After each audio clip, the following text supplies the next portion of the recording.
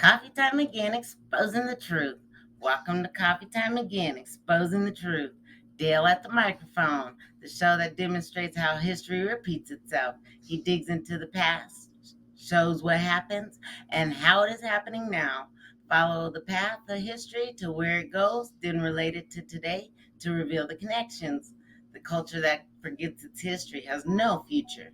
A history buff and loves to talk about it, going back as far as ancient Greeks and Egyptians and beyond. So grab your coffee, your chair, and listen to the show. Hope you enjoy. Good morning, world in America. Welcome to Coffee Time Again. I am Dale, your host. This is Coffee Time Again, where we expose the truth. And today we're exposing the truth with Dr. Thiel on prophecies and other biblical and things that we just will come up as we talk. Mainly, we're going to talk about prophecies, and he's an expert at it. He's got a Ph.D. and several other degrees, way above my pay grade, but that's all right. He's a good man. I talked to him earlier, and let me introduce you to Dr. Robert Thiel. Well, thanks for having me on. You bet. You're welcome. What's Go ahead. What's the main prophecy in the Bible? Well, not the answer you'd expect. For God so loved the world that he gave his only begotten Son, whoever believes in him should not perish, but have everlasting life. For God did not send his Son into the world to condemn the world, but that through him the world may live.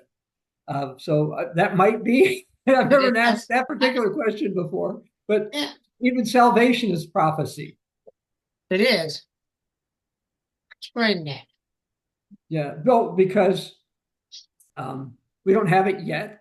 The Bible says you'll get it. So something that you're promised in the Bible that's going to happen, we consider to be prophecy. Mm-hmm. When you see about New Jerusalem coming down from heaven to the earth, that's prophecy. Yeah, it is. Prophecy is not just what some people think of, which is, okay, some of which we're going to talk about, like what leads up to Armageddon and the beast and the Antichrist and all that kind of stuff. Yeah. Well, that's part of it. But, you start in the Old Testament. Actually, in one respect, you could say it's in the book of Genesis when God prophesied that he's going to send a savior. Yeah. Okay. So that's prophecy. You and I talked before, but I wrote a book called Proof Jesus is the Messiah, where I go through hundreds of prophecies from the Old Testament that Jesus fulfilled in the New Testament. Now, when I talk to an atheist about that, he's like, oh, well, those writers, they just intentionally said Jesus did those things, so they already had the Hebrew scriptures. And I said, well, okay, then what about prophecies Jesus made in the Bible that were fulfilled afterwards? And he didn't care for those. No, they don't care for those. I understand that part of it. That Bible is, there's some of the things in the Bible I don't agree with. Right, Jonah and the whale. I kind of have a real problem with that one.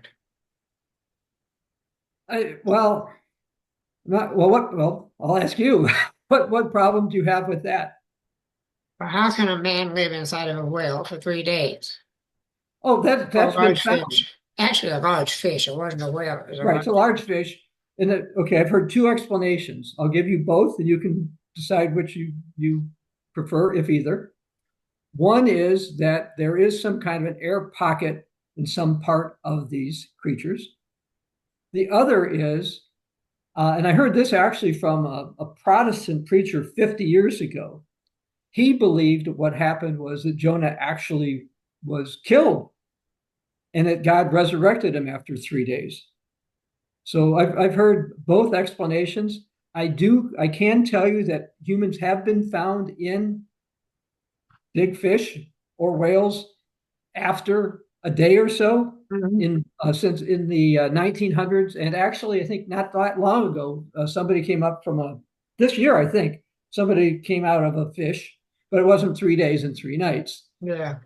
So I don't know if the fix was miraculous. Maybe God did have a bigger air part, so Jonah could actually survive, Mhm. or if God allowed him to die and resurrected, just because Jesus said, as Jonah was 3 days and 3 nights, so will Jesus be, and that was one of the sign he gave when people asked for a sign. Mhm. So I accept it happened. I'm just not sure which of those. I can't be dogmatic because I don't know, Yeah. but I do believe it happened. But it also shows us, that Jonah was a prophet. Yes. Even as a prophet, he didn't always agree with God. I mean, No. you read the book of Jonah. Okay, first he doesn't want to do it. Okay, then he goes as far away as he possibly can. And then this big storm comes, and he realizes that he really believes in God. Okay, so he knows God's there. So he says, "Look, you're all going to die if you don't throw me in. But we don't want to throw you. No, I'm telling you, you got to throw me in. Fine." So they throw Jonah in. Okay, Jonah comes up again 3 days, 3 nights later after he prays. God tips him out. Then Jonah preaches, is successful. He's madder than anything about that. He don't like those people. Okay, No. he doesn't want them to survive. He's mad about that. So then this the story. Then this plant, a gourd, grows up, gives him some shade, Mhm. and then a worm enters that and it dies. And Jonah's mad, and God says, "Are you mad about this plant?" "Yeah, I'm mad about this plant," Jonah says. And God says, "Well, what about these people in Nineveh? They don't know their right hand from their left. Shouldn't I care about them? You care about, this little plant." So anyway, but it shows that, a lot of times people think that the people in the Old Testament were just these great men, just totally different than us. All right. And then even in the New Testament, it talks about Elijah. Okay. Yeah. It says Elijah was a guy just like us, same passions, problems, and all that stuff. Mhm. But he prayed fervently and God listened. So the hint is you don't have to be this great, supposed great guy or woman for God to hear you. So anyway, so that's that part of Okay. there. Well, I kind of accept that story of resurrection more than just staying down there in the air pocket. Yeah, again, I don't know which, but No, I I think don't it's one know. or the I other. think that because we know God can do that. Yes. He'd have Or at made least- me in the air pocket too if he would have wanted to. yeah, right. So I don't know which one. The resurrection one makes a lot of sense. Yeah. So To me, it makes more sense than the other one, but okay, that's me. I understand. Okay, did you want me to talk a little about some other prophecy type Yes, I things? did. Okay. As you know, I wrote this. My latest book is called "Unintended Consequences in Donald Trump's Right. Presidency." Okay, as you and I talked, I do not consider that Donald Trump is the Antichrist. I do not consider that Donald Trump is the savior of America. And one of the reasons I used the term unintended consequences, it's not that everything Donald Trump does that has prophetic consequences is because he's diabolical, intentionally trying to make certain things happen. But the reality is, some of the things he's done and said and continues to do is helping set the stage for a lot of prophecies to be fulfilled. Uh, for example, trade issues have been a big thing. Mhm. Okay, well, we've seen tariffs, tariff escalation, tariffs rescinded, tariffs put back in, tariffs paused, uh, tariffs increased in the Chinese, etc. And so all those things are happening. And in one respect, uh, I agree with President Trump that certain ways other nations have treated us when it comes to tariffs and certain trade barriers do not appear to be fair. And so I understand why he would want to do some of these things.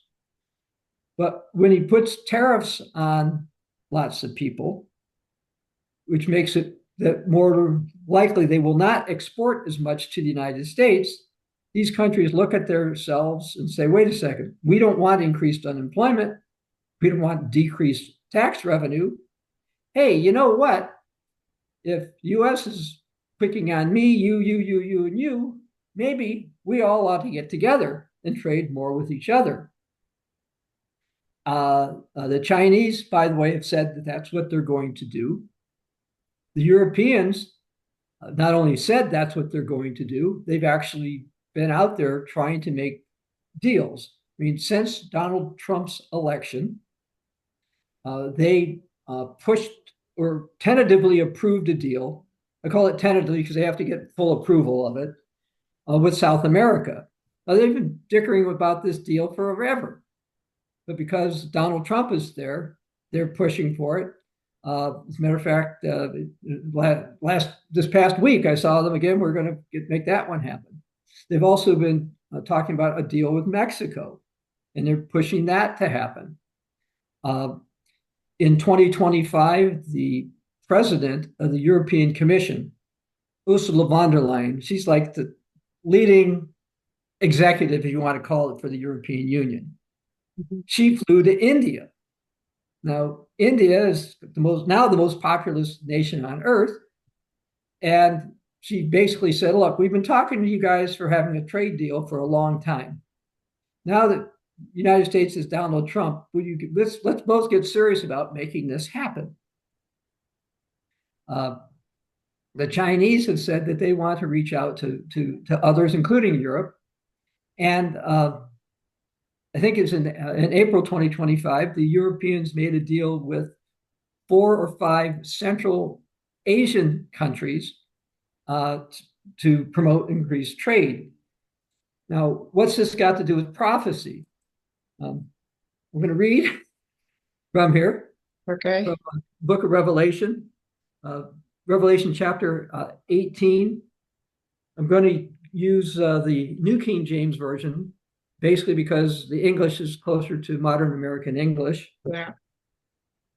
It's talking about something called Babylon the Great, which, in my opinion, if you look at chapter 17 and you look at certain things in the book of Daniel, this ties us into a European power, European Babylon.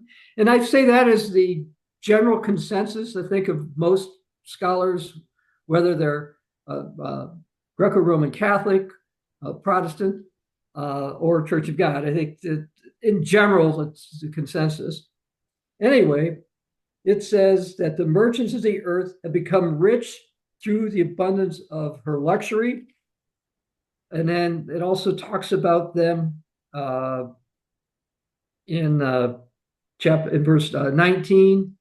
And it talks about that they were selling merchandise in verse 12 of gold and silver, precious stones and pearls, fine linen, purple, silk, scarlet, every kind of citron wood, every kind of ivory, precious things, spices, wheat, cattle, sheep, fruits. It says the merchants of these things became rich by her.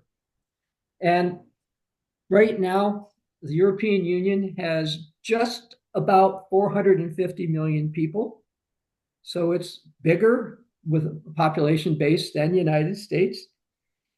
And it depends how you count it economically. Some people put it second or third. I think they may be the largest economic bloc right now. And by putting tariffs, threats of tariffs, and sanctions and those type of things, what's been happening is these nations are looking more to trade with each other. Now, President Trump is correct that, for example, Canada is more dependent on trade with the United States than the United States is with Canada. So I think he believes he can kind of bully them into things. I also agree that there's trade disparities between the European Union and the United States, and he's wanting to deal with that. But there are prophetic ramifications of these kinds of things. I mentioned my Donald Trump book. In there, I referred to something called Nixon's madman theory, which is something that Donald Trump has seemingly adopted. And that theory basically is you're unpredictable, okay? So people are afraid because they're not sure what you're going to do and how hard you might get and all that kind of thing. And New York Magazine, I noticed, just put out an article also talking about the madman theory in Donald Trump associated with all this tariff stuff. Yes, no, maybe, pause, whatever. Yeah. And so, again, that's not something he's intending to do. He's not, I don't believe Donald Trump intends for European Babylon the Great to rise up and become a massive trading bloc. But because of some of his things that he's done and tried to do, he's pushing events along that line. Okay. So you don't think it's going to rise up to be the great power that starts Armageddon and Well, ultimately, but not yet. not Europe. To quote Jesus in Matthew chapter 24, the end is not yet. I Yeah. think some of these things are getting prepared. Now, you mentioned Armageddon, because I brought it up before. Let's talk about another one of Donald Trump's policies. Okay. Donald Trump, like Barack Obama, Joe Biden before him, have encouraged the Europeans to arm. Okay. When Donald Trump was president the first time, basically the United States spent more than all the countries in NATO put together times about 3. And considering that together, including with Canada, they have a larger economy than the United States, Donald Trump's like, hey, wait a second. Why do we have to pay for all of your defense? Okay. So now, partially because of that, and partially because of Russia's special military operation into Ukraine, the Europeans started to spend a bit more on their military. So now, instead of the United States spending 3 times as much as all of them together, it's only about 2 times as much. Okay. And so not only Donald Trump himself, but Pete Hegseth, J.D. Vance, other people in his administration have basically said to the Europeans they consider them to be freeloaders and loafers, and that they need to spend more on their military. Well, the European Union's had a whole bunch of meetings about this since Donald Trump became president again, and have basically decided that they're going to spend, we're going to give you 3 different numbers here, 300 billion euros, 800 billion euros, and €1 trillion, depending on which report you look at and what time frame you're looking at. Germany, who has tended to minimize its military presence since World War II, decided that they want to eliminate what they call their debt brake. So if you don't mind, let me go into a little bit of history about Germany, how this ties in. Yeah, go ahead. Okay. After World War I, Germany experienced hyperinflation, massive hyperinflation. And this helped lead to the rise of Adolf Hitler. He was in a minority party, but he, how can I put this, was brash, bold, made all kinds of statements. And yes, he pushed Germany into World War II, but the Germans first remember him for pulling him out of this horrible inflation they had, getting their people back to work, and getting enough food to eat. Okay. So even though Germany lost World War II, the leaders of post-war Germany remembered this hyperinflation. They all knew about this. And so Germany has been loath to allow this. And so they've been really tough on deficits and how much deficit you can have and all this kind of stuff. And it's been called the debt brake. Well, they voted now to get rid of that if they needed to for military reasons. Okay. So one thing that Donald Trump has inadvertently done is encourage the Europeans then to go ahead and start to arm. Now, they're not ready yet. Okay. But in the book of Revelation, chapter 13, we read about a beast that rises from the sea. And if you go to the book of Daniel, you'll find that the beast rises from what's called the Great Sea. Okay. Well, for Israel, according to the book of Joshua, the Great Sea is what we would now call the Mediterranean Sea. All right. So this is the beast that's associated with the Mediterranean Sea. Now, going back to history, as you're aware, the old Roman Empire, the ancient Roman Empire, and I'll kind of use my hand as the Mediterranean here, had all the north and it had much of the south too. Yes, it did. Right. People don't realize that, Alexandria and Egypt, they spoke Greek. And they ended up, first Alexander had it and ended up in the Roman Empire. So in Revelation 13, we read about this beast that rises from the sea and it's mortally wounded. So in other words, it looks like it's dead. Okay. It looks like it doesn't exist anymore. People look at Europe, Germany, and say, okay, well, they tried, but they're kind of useless in terms of military. They don't have much, they don't spend much. They're really not this massive power. But in Revelation 13, verses 3 and 4, we read this prophecy. This is a prophecy. This is not history. It says, who is like the beast? Who is able to make war with him? So the world marveled. I think they marveled because this power that they wrote off rose up.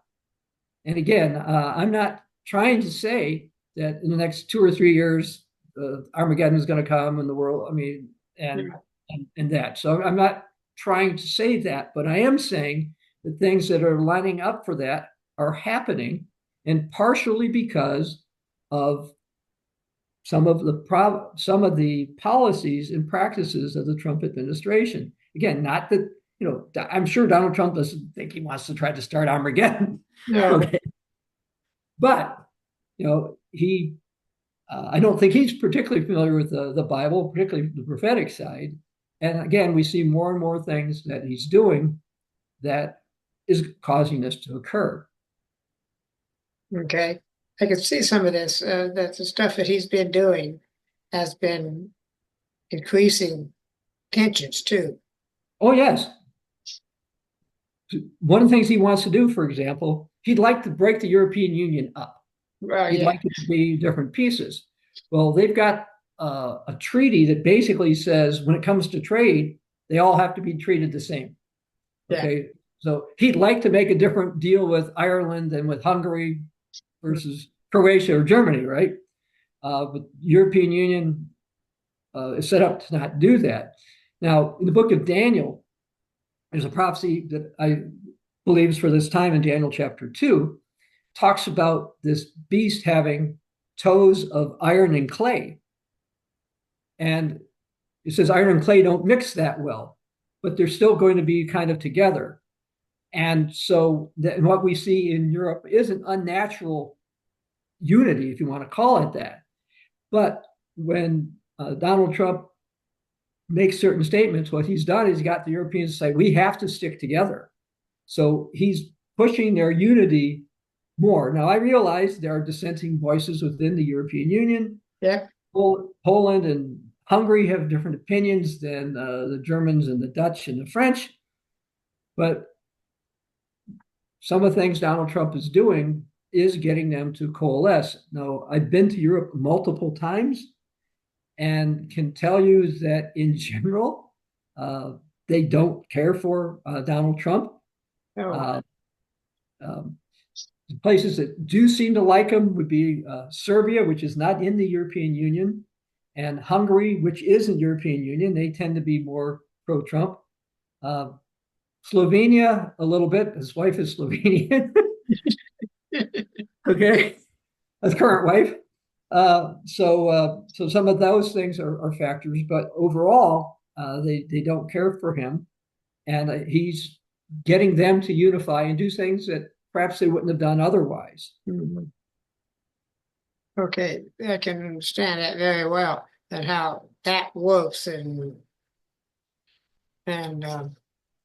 thought came into my head, and it has nothing to do with anything that I'm aware of. It may be, I don't know. But have you read any of N.T. Wright's books? Whose? NT Wright? I'm going to say I think I've seen parts, but not enough that I consider myself knowledgeable enough Okay. to. If you have a specific point, I could try to address it, though. No, I don't. I was just wondering because NT says that of New Jerusalem's already coming down and we're touching in one of his books. I would say that that's not the case. I believe we have to go through what Jesus called the beginning of sorrows, which I think we're in. We have to go through the Great Tribulation, which we're not in. I see the holy city, New Jerusalem, coming down from heaven. That's in the book of Revelation, chapter 21. That happens after the saints reign for 1,000 years. So I would not agree with him in terms Yeah. of prophetic sequence. I think there are other things that have to happen first. If you look at Jesus's words in the Gospels, the 24th chapter of the book of Matthew, the 13th chapter of the book of Mark, and the 21st chapter of Luke's gospel account, Jesus lists certain things that are supposed to happen, and all those haven't happened yet. Oh, And until those things happen, we need to be careful. Now, do you remember hearing about a Protestant pastor by the name of Harold Camping? no, I don't. He used to be kind of big on something called family radio. Oh, okay. Back in 2012, he was convinced that Jesus was going to return, and they had all kinds of ads out, and they some vans were painted with things, and there were billboards. And actually, I knew somebody who passed out flyers. He actually got arrested for passing out flyers over at Hearst Castle, which is about 70 miles from here, because he was trespassing, I guess. Anyway, the reason I mentioned Harold Camping was he was an engineer, and he calculated when Jesus was going to come back. And he did all kinds of mathematical formulas. But when I read Jesus's words in the Gospels, he doesn't say, whoever's got the best calculator is going to know when I'm coming back. No, he doesn't. Not at all. And in case of Harold Camping, I actually explained why his calculations were in error. He used a Roman calendar for things he should have used a Hebrew calendar for, and he had some other date issues. But the bigger point was you have to look at what Jesus said. Mhm. If you're a Christian, you're supposed to believe the words of Christ. Okay. Right. I don't apologize for that. I mean, I don't either. I don't apologize for my faith either. I lost what I was going to say. But anyway, getting back to end time things, there are a lot of other things that have to happen. Now, one of the things you and I talked about prior to doing this particular interview was how other prophecies affect the Yes. Bible, and some of them how they affect Donald Trump and all that kind of stuff. And I wrote a book, came out last year, for example, called Islamic and Biblical Prophecies for the 21st Century. Now, I want to make it absolutely clear. I made this clear to you, but I may make it clear to your audience.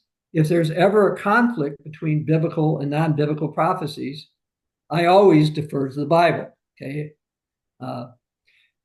because as it says, Paul wrote, all Scripture is inspired by God and profitable for doctrine, etc. Anyway, but there's some interesting things in Islamic prophecy. One, for example, is Islamic prophecy believes that there will be some kind of a peace deal in the Middle East. Now, Donald Trump went for a deal in his first term. He actually had some progress in that deal, but it wasn't the deal that the Bible talks about in Daniel chapter 9, verses 26 and 27, or the Islamic version yet. And we might be very close to this kind of a deal, particularly because Donald Trump again reiterated his comments that if Iran doesn't do what he wants to do with them in terms of nuclear matters, that we're going to bomb them, or first he's going to have Israel bomb them, or whatever. I just read something about that again today. Yeah. But presuming something like that happens, usually you need regional war or a major war before you have a peace deal. Mm-hmm. And so, anyway, according to Islamic prophecy, there's going to be a peace deal. According to Islamic prophecy, a Roman Catholic European leader is going to make a deal with an Islamic leader. Now, in Islam, they call this guy the Imam Mahdi in Islamic writings and prophecy. He's got a lot in common with somebody called the King of the South in Daniel chapter 11, and somebody related to Egypt in Ezekiel chapter 30. So there's some similarities there between the Bible and Islam. So Islam teaches that a deal is going to be made, a 7-year deal. And in the book of Daniel, chapter 9, verses 26, 27, it talks about confirming the covenant for 1 week. Historically, even going back to the Roman Catholic bishop Hippolytus in the early 3rd century, he wrote that that 1 week meant 7 years. That's also consistent with what the Greco-Roman Catholic Saint Jerome wrote a few centuries later. And in general, the Roman Catholic, Protestant, and Church of God world have tended to accept that 1 week means 7 years. Well, Islam says that 7-year deal is going to be made. And Islam says that in the middle of the deal, it's going to be broken. Well, the book of Daniel 9, verse 27 says that it'll be broken in the middle of the week. So that would be after 3.5 years, just like Islam teaches. Yeah. And then Islam teaches that the Antichrist, the reign of the Antichrist will begin and last 3.5 years. Well, I agree. I think that's consistent with the Bible. And then the other interesting thing about Islam that many of your listeners may not realize is Islam says then Jesus, the Messiah, will return. By the way, the Muslims say Jesus is the Messiah. They just don't think he's the Son of God. They don't think he was resurrected, some other things, but they actually teach he's the Messiah. Anyway, they teach that Jesus will come and destroy the Antichrist power. And you read the 19th chapter of the book of Revelation, Jesus returns, King of Kings, Lord of Lords, the beast and the Antichrist, they're thrown into the lake of fire. So that's consistent with Islamic prophecy, except for the next part. Islamic prophecy says that Jesus will say that he is here to restore the original faith. Now, that part they're right about.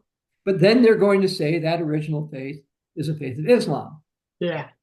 Which I do not agree with that. And actually, one of the points of my book on Islamic prophecy is, look, 20 to 25% of the world's population claims to be Muslim. And I suspect that Jesus is going to return within the next decade. I could be wrong. I'm not setting a date, but that's my belief.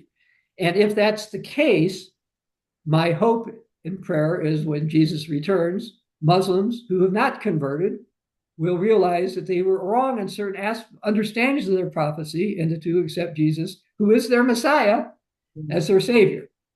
Yeah. So that's Islam. Now, also, this is interesting. You know, we've got over 1 billion Hindus on the planet. And the Hindus have a prophecy about a guy called the Bhagwan Kalki. He's supposed to be some great leader that's going to rise up.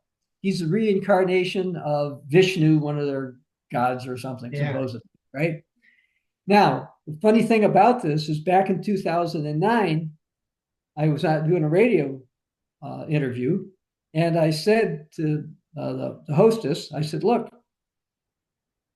Hindus are thinking this guy is going to come. And I said, I've looked at Hindu writings. I don't think it has to be a Hindu.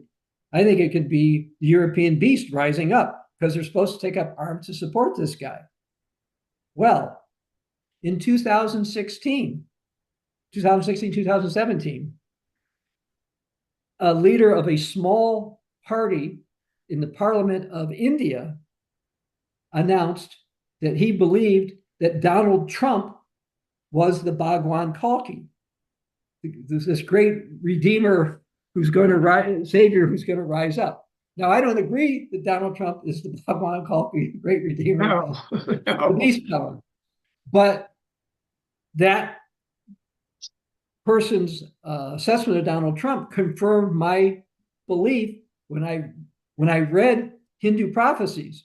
Because when I not only did I read Hindu prophecies, I can't show this because I don't have a picture of it to put in front of you, but there's an ancient picture of a guy on a white horse bowing down before the Bhagwan Kalki. Now, we believe that the rider of the white horse is the Antichrist. Okay. And so it's interesting because the Antichrist tells everybody to worship the beast. And so I saw this and said, hey, this is interesting because they've already in Hindu writings are kind of looking forward to this. Yeah. So I thought that was bizarre because you've got, a billion of them. And then you and I talked a little bit about the Chinese. Now, there's about 1.5 billion Chinese, and they're not all in China, but there's about 1.5 billion Chinese. There's a lot of people. Well, back in their Tang dynasty, 6th to 9th century, I believe what happened then is that either Christian or Greco-Roman Catholic missionaries got there. Okay, I don't know for sure whom. There's different debates about who showed up and what they taught. But I think partially because of some witness, if I can use that term, in the Tang dynasty, they ended up with some prophecies. And prophecies I find pretty interesting. They say, for example, beautiful people come from the West, and now there's peace. Well, the west of China could be conceived to be Europe. And then there's another one. China now has a saint, but he's not that good of a person. Okay. Now, no human is perfect. Okay, don't get me wrong, but the impression you get is this guy is not, he's pretty bad. All right. Well, that to me would be a pretty good definition of the Antichrist. I mean, Chinese don't have saints. No. Okay. All right. So you've got, billion and a half Chinese who don't realize that they're looking forward to this according to their own culture. Mm-hmm. Now, I mentioned the Greco-Roman Catholics a few times, and I use the term Greco-Roman Catholic to distinguish them from the Anglican Catholics and some others. But when I say Roman Catholics, I'm referring to the church out of Vatican City, whose cathedral is actually in Rome itself, by the way. I've actually walked from Vatican City to the cathedral in Rome. All right, so that church and its people, and they have various people that they consider saints and seers and prophets throughout the ages, church age, who have prophecies. Then, when I say Greco Catholics, this is broader based. We're talking about Eastern Orthodox, Russian Orthodox, those who consider them would be the Coptic Orthodox for that matter as well. Yes. Now, not all of those groups are in full communion with one another, but they're kind of in communion with each other, most of them. Anyway, they also have their saints and seers and prophets throughout history. Now, what does this have to do with any of this? Well, what it has to do with this is they have prophecies that somebody is going to rise up called the great monarch. And the great monarch is supposed to rise up after Europe becomes irreligious, or as Roman Catholic writings put it, Catholics become lax of their religion. Yeah. Having been to Europe multiple times and visiting some of the cathedrals and going into some of the churches over there and talking to Europeans, I don't know how many European countries my wife and I have been into. It's at least a dozen, maybe 2 dozen. I'd have to sit down and figure that out. They're pretty lax when it comes to religion, I would say. I mean, there are some exceptions, of course. And so, what Roman Catholic prophecy teaches is that God is going to punish the Europeans with something called the minor chastisement. I would equate that closer to what Jesus called the beginning of sorrows. But here's how it differs then from the Bible. According to Roman Catholic prophecy, what's going to happen is that a pope is going to rise up who does miracles. And there's going to be some kind of a sign in the heavens that this one guy should be anointed as the great monarch, the emperor of a new Holy Roman Empire. And that he and this pontiff are going to reign. Now, you say, is that even in Eastern Orthodox prophecies? Yes. Eastern Orthodox prophecies basically say the Roman Catholics are going to concede on various areas of doctrinal differences. And so the Orthodox will basically come in with them. Okay? And now, on that point, if I could take this as a side note for a moment. My wife and I went to Istanbul a couple of times, but one of the times we were there, we went to the Eastern Orthodox Patriarch of Constantinople, who has their Church of St. George there. Anyway, we went into the administrative building there. Now, my Greek knowledge is pretty weak. Fortunately, they had a 26, 27-year-old American who's Greek who was working there. Okay. And so he and I chatted for quite some time with my wife. And he spoke perfect English because he was born in the United States. Okay. Yeah. Now, that patriarch, by the way, amongst the Eastern Orthodox, he's considered to be the first among equals.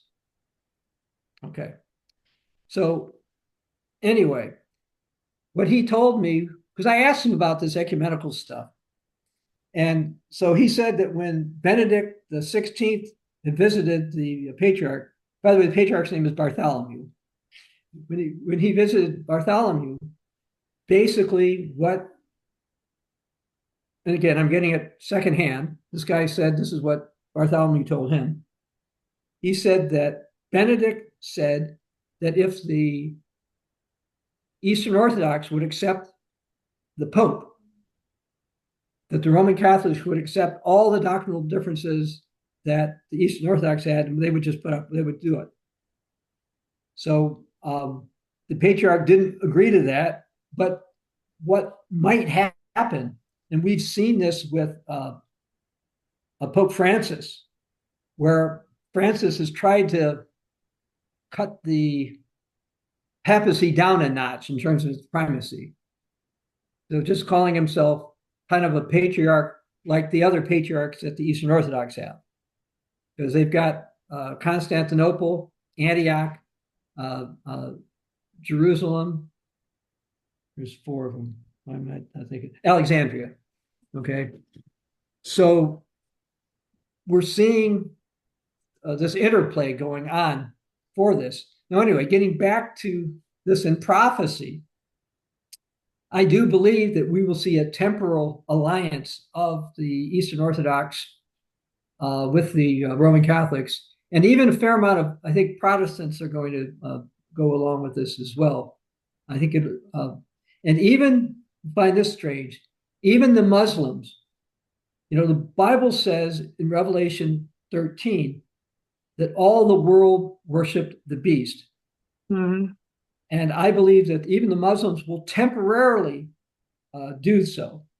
And with the Muslims, and I'll get back to the Greco-Romans in a moment.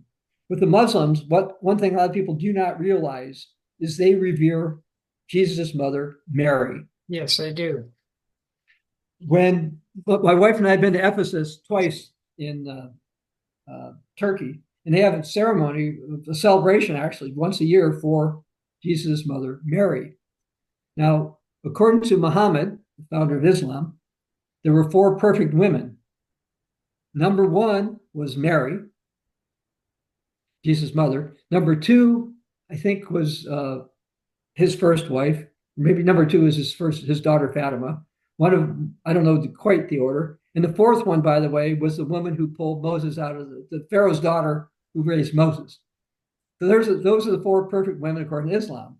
So because of the fact that there are a lot of Greco-Roman prophecies about Mary saying things in the end time, I suspect we may see, in terms of signs and lying wonders that we're warned about in Second Thessalonians chapter 2, that there might be some Marian thing that pops up. And because of this, that might be a factor in the Muslims temporarily accepting of some things with the beast. And now I say temporarily because I mentioned about the king of the south. The Bible talks about this king of the south is going to go against the European king of the north and will be defeated. And when that happens, by the way, then when I used my hand before for the Mediterranean, you've got Europe, this part, they're going to control this part for a while, temporarily, according to the Bible, until Jesus returns. So anyway, getting back to the Greco-Roman prophecies, they say that this is going to happen. They're going to reign, that the English peoples will be disreputable or pretty much gone. They're going to be conquered. So that's what Greco-Roman prophecy teaches. And with what we see going on in the United States, we see the U.S. is encouraging the Europeans to arm, Europeans to become more independent. Again, they're not there yet. And I want to make that clear. I'm not telling people, if you don't accept Jesus today, Jesus is coming tomorrow. And I don't It's too late. Right. Yeah. I do want people to accept Jesus today. I want to make that clear, but I'm not trying to use fear religion. You have to do this at this instant. But, it says in Revelation chapter 19, verse 10, to worship God for the testimony of Jesus, the spirit of prophecy. So prophecy is important. And one of the reasons is it should show us that God is in charge. We all have daily things that we struggle with: health concerns, financial concerns, relationship concerns, job concerns, school concerns, lots of things. Yeah. And we know with the prophecies with Jesus, these things came to pass. You read this book, okay, and go to the end, and the Christians win, okay?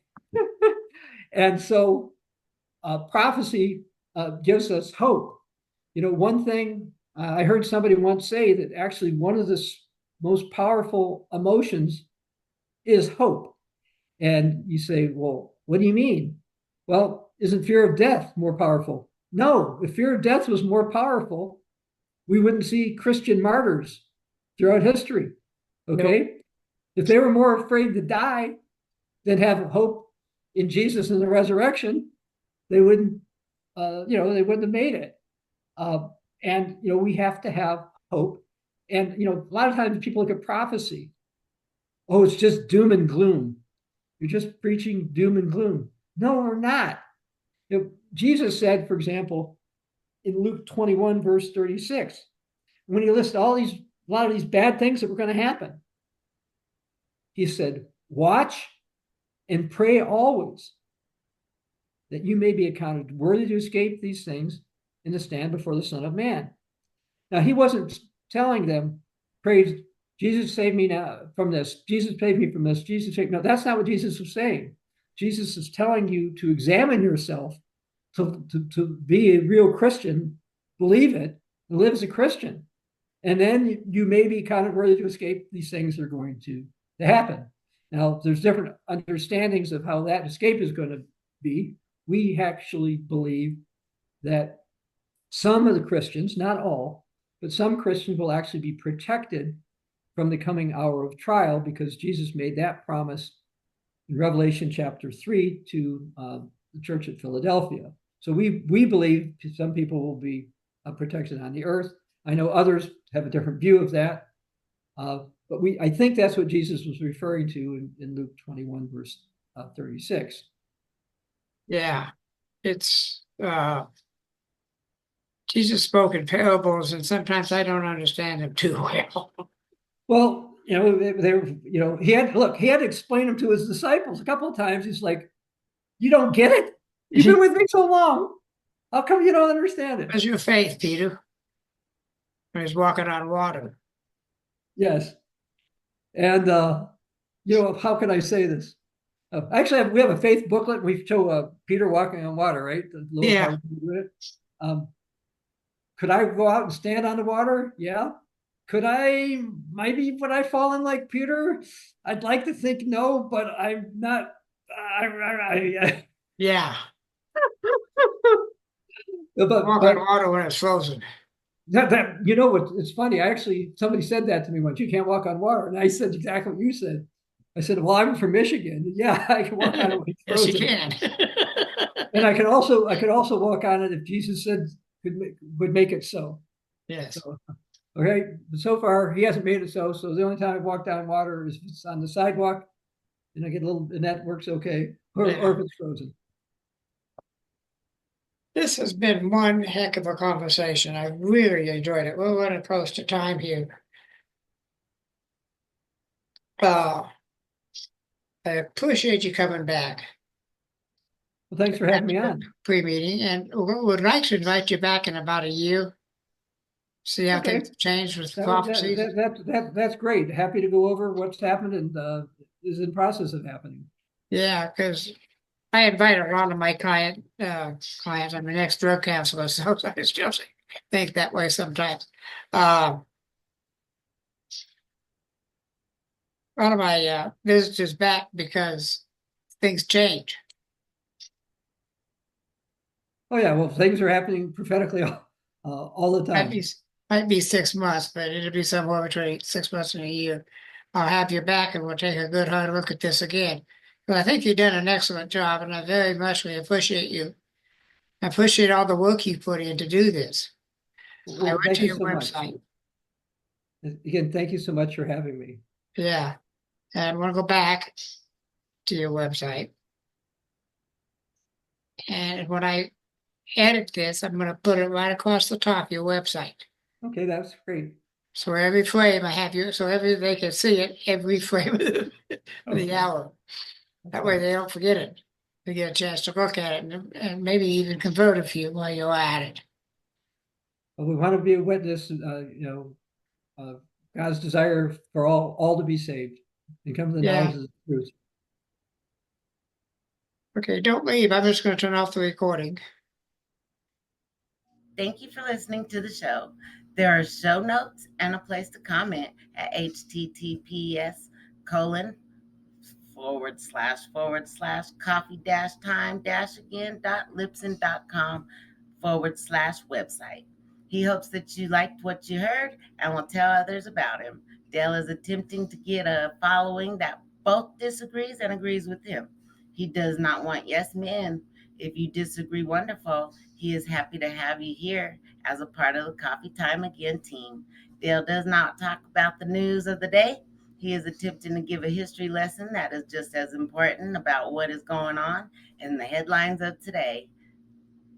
Please do not hesitate to contact him. Just remember that Dale wants a clean show, meaning no cussing, name calling, yelling, or hate allowed. You can disagree with him and not be disagreeable about it. Support him and help keep this alive. https colon / glow.fm / coffee dash time dash again.